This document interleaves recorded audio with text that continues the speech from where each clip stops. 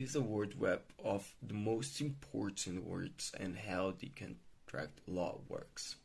First of all, we have to talk that contract law is a branch of law that studies the rights and obligations of two parties to have a contract. This is an agreement between two or more actors that enforce law, which can be written or can be verbal contract.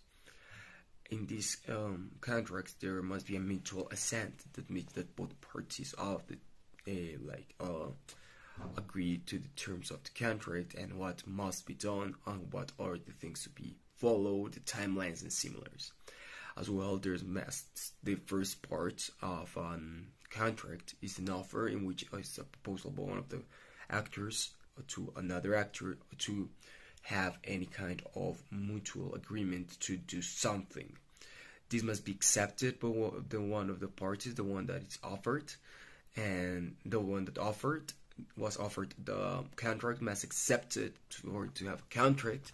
But as well, there must be some considerations that something valuable in exchange between the parties of the contract, like a payment.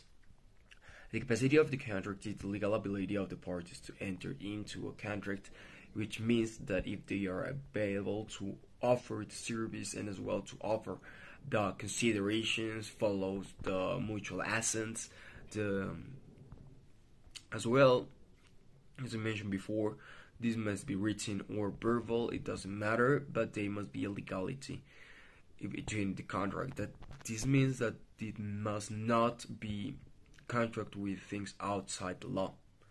As well, there must be an enforceable contract, which means that a contract can be enforced by law in court, which means that if someone doesn't follow the contract, it might be taken to law. So the judge and the court is able to make him fulfill the contract or end the contract and pay some legal fees. At last, the legal remedies, the legal actions that can be taken with a non-breaching party to enforce the contract, such as damage or a specific performance. This means that these are some of the most important words for the contract law.